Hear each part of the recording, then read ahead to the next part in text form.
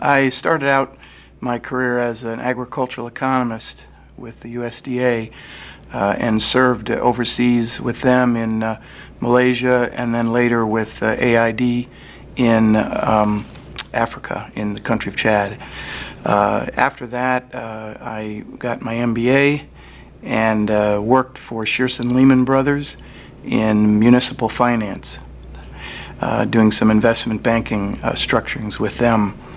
Then I joined the Social Security Administration, and I worked there as a contract specialist in finance. But for the same period of time, now 27 years, I have also taught at Johns Hopkins, starting with the School of Continuing Studies and continuing with it through to now that it's Carey Business School. During that time, I've taught marketing, finance, corporate governance, marketing, ethics, strategic planning, and now I focus primarily on business communications.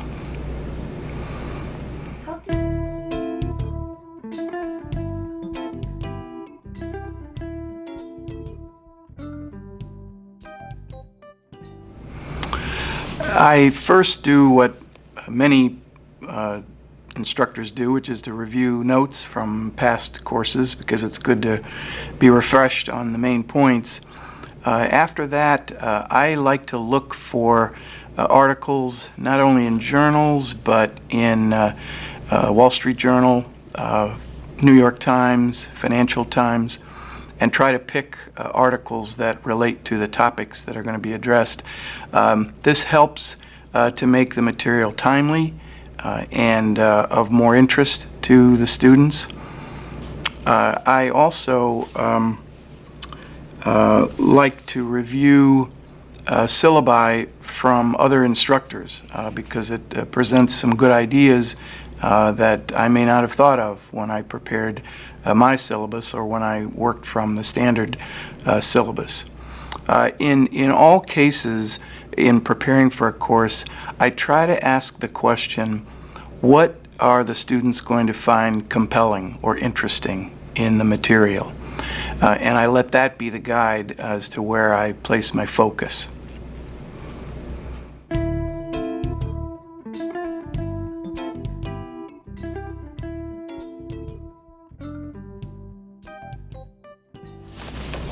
Well, the first thing I try to do, especially in classes where participation is not forthcoming at the outset, is to get away from the podium as quickly as I can. So I try to move around the room. Sometimes if there's a table nearby, I'll sit there closer to the students. Sometimes just proximity helps to motivate comments and interest from the students. The other thing that I try to do is what I call guided cold calls. In that sense, I try to pick out students that are reticent to participate, which is part of the reason for the classroom being quiet, and try to direct questions specifically to them. I call it a guided cold call because usually I'm not just going to stride up and say, well, what do you think of that? But rather, well, John, the point was made by Susan, and what do you think of that point? Do you agree? Do you disagree? And try in that way to guide them into a conversation. Another tool that I have found helpful with classes where comments are not immediately forthcoming is to divide the class up into two parts. And then I will assign each half with a position to take on a question that we're discussing. I do this for a couple of reasons. First, if I assign them a position to take, it gets them thinking a little bit about what facts to associate with that position, whether they agree with it or not. The second thing that I have found happens is that it generates a tremendous amount of energy in the classroom when they're called upon to defend a particular point of view. After the discussion ends, I usually take a few minutes to go back to the class and ask them, well, now, regardless of what side you were on, which opinion did you support yourself? And surprisingly, I'll find that the students that were most vehement in their support of position A actually themselves preferred position B. And I think it's helpful for the class members to see that because it not only helps get the points out, but it helps students to think about how they might analyze an issue and marshal the thoughts to support those positions.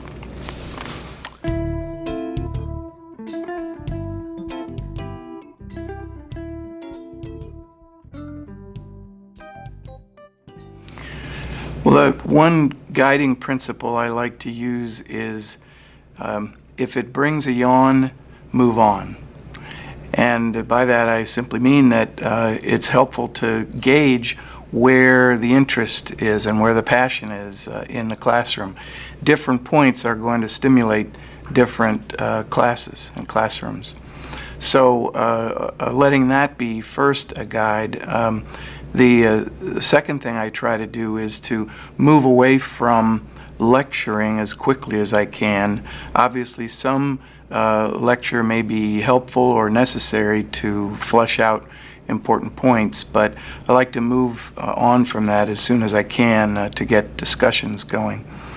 I think one other point on this issue would be trying to bring out as much as possible the why the textbook says what it says, why the article authors that we read in class, why they're making their points known.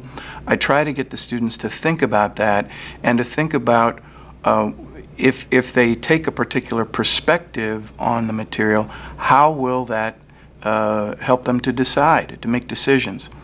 Example about this from one of my finance classes is options. We spend some time talking about the technical details of options. They're a security.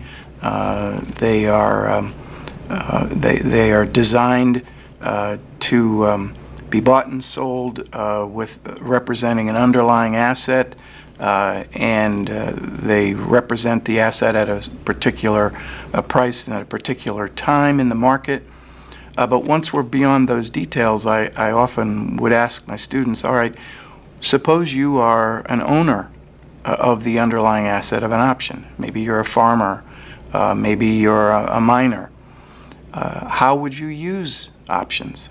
It's one thing for us to discuss how speculators use them, but how might a farmer use an option? What is their purpose? Are they trying to lock in a price for the crops in their field? And if so, they might be moved to use purchase a put, for example, to lock in a profit. By bringing out the material, by asking the students to put themselves in the shoes of particular individuals, sometimes it helps to bring out and make the material more real for them.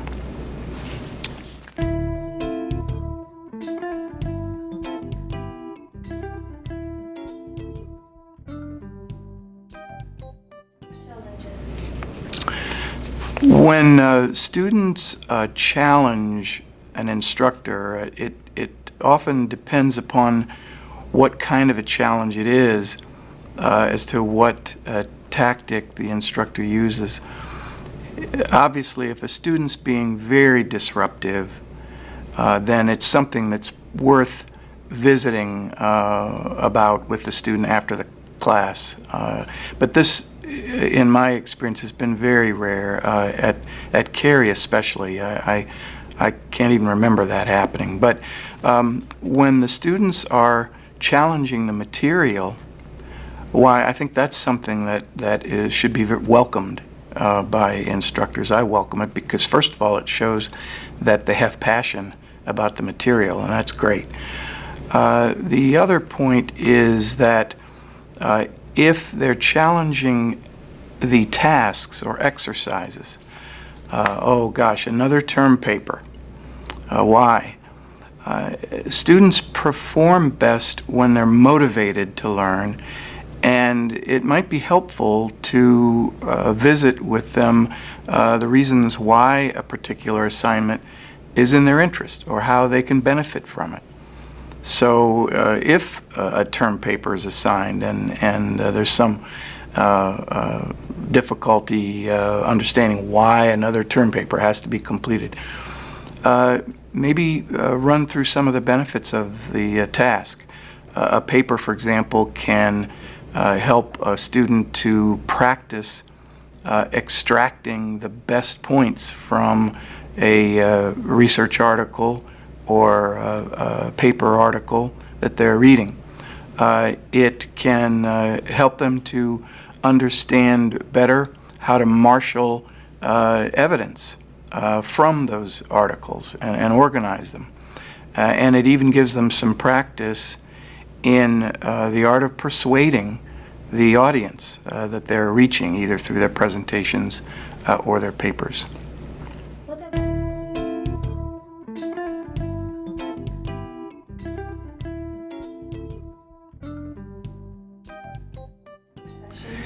In regard to students that monopolize discussions, now we've got the opposite problem from a quiet classroom. And when that occurs, sometimes it's hard to fault such a student or students, particularly if the rubrics we have for class discussion reward quantity of participation.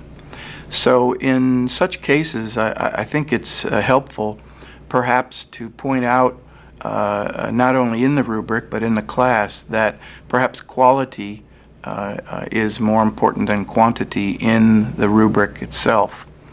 Another idea for monopolizing discussion is to guide the discussion away from the ones that are talking the most to the ones that are talking the least. So again, gently approaching those that aren't speaking in very much and encouraging them to respond. That issue that was just talked about and the point that was just made, what do you think about it?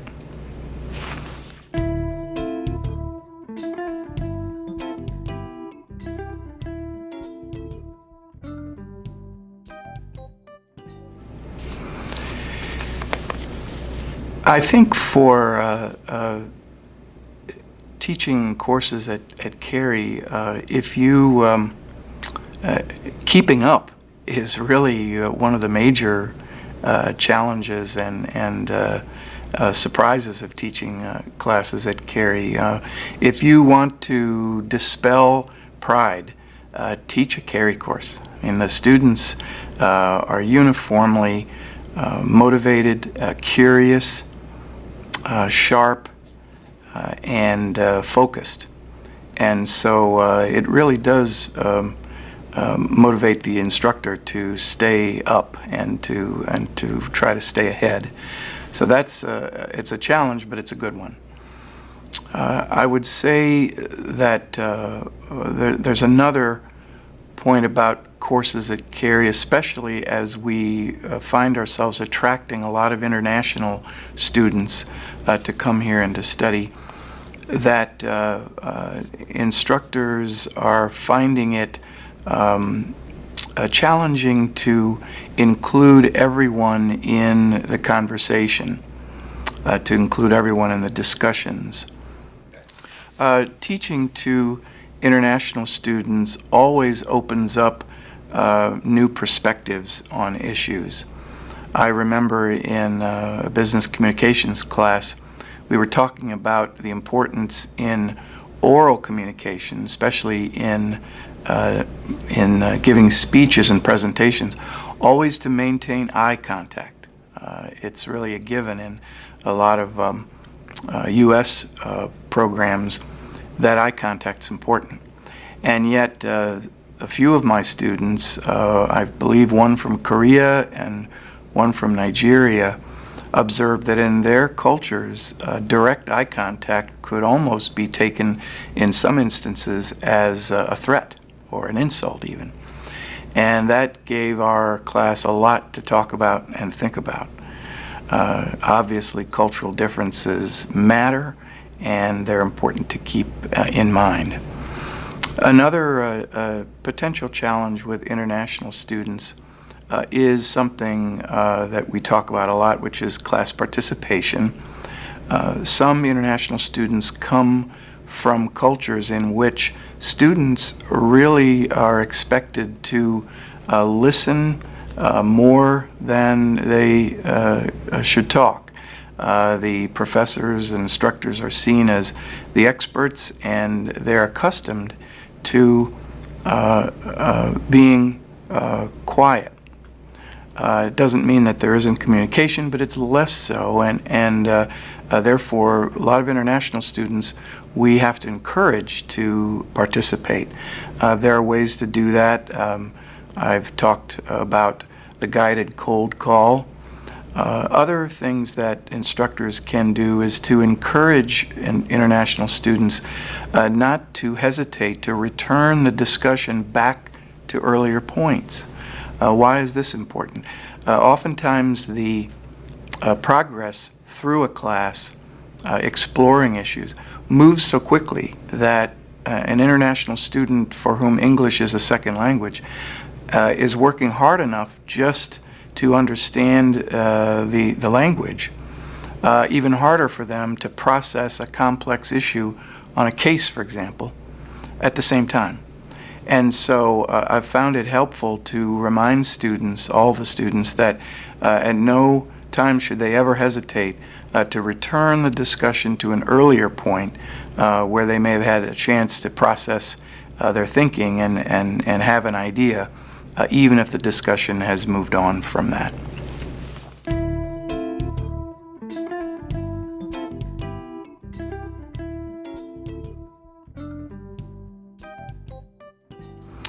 Well, feedback tells students how they did. Rubrics tell students what they should do. And so I've found that the two are inextricably linked. The rubric, really, a good rubric, precedes good feedback. So I think it's important for instructors to start with rubrics that have plenty of good criteria for students' performance. It might be for class participation, criteria such as content of comment, or evidence of listening, or demeanor, and so on. Once the criteria have been provided, a good rubric should always point out clear delineations between the levels of performance: fair, good, excellent. And then finally, a good rubric ought to provide parallel language across the levels of performance so that students can understand how good is separated, let's say, from excellent. An example might be in class participation. A fair performance might be shows rudimentary grasp of the principles. Good performance might say demonstrates a clear comprehension and understanding of principles.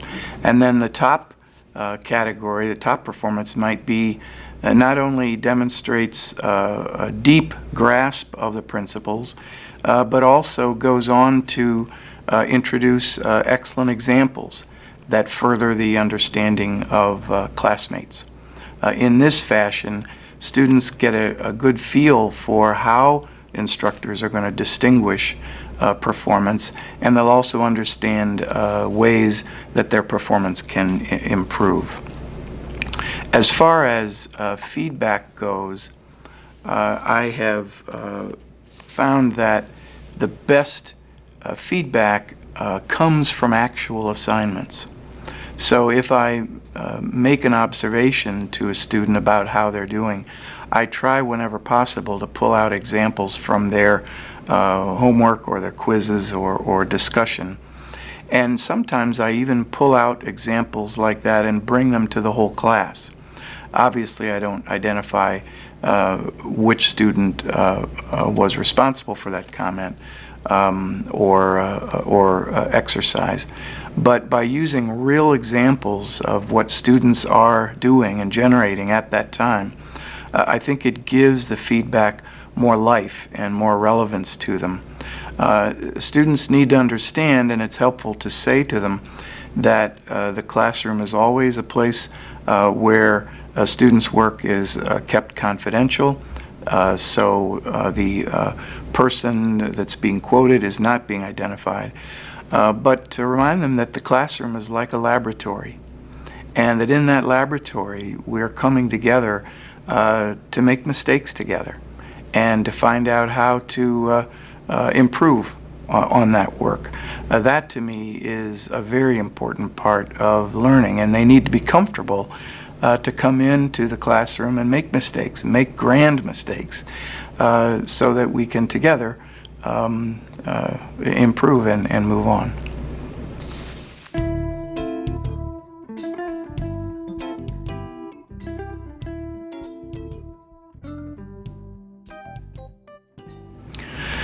For new faculty, I have just a couple of ideas that I hope might prove useful. One is that because we're working in what we call learning environments now, we're getting away from lecturing and getting more to the process of learning. It helps as much as possible to move into planning exercises, planning discussions, and having the classroom time revolve as much around those things as possible. That's really where I think a new faculty member is going to find they generate the most energy in a classroom. The other tip I have is in grading. It's very helpful, especially if you use essay questions in your exams, to use a grading key in which you develop a well-rounded and full answer to the essay in your grading key and use that to work from as you're evaluating exams. But the tip I have there is it's best if you start with the exemplar students first. If you grade their exams first, it's very likely that you're going to find that they may bring up aspects to an answer that you may not have thought about for your grading key. And in that case, starting with the exemplar students first will bring out those other observations so that you can add them to the grading key at the beginning of the process. If you wait and do their exams at the end and you find new aspects of an answer, you will have to go back and grade the others again. So starting with the exemplar students first is helpful.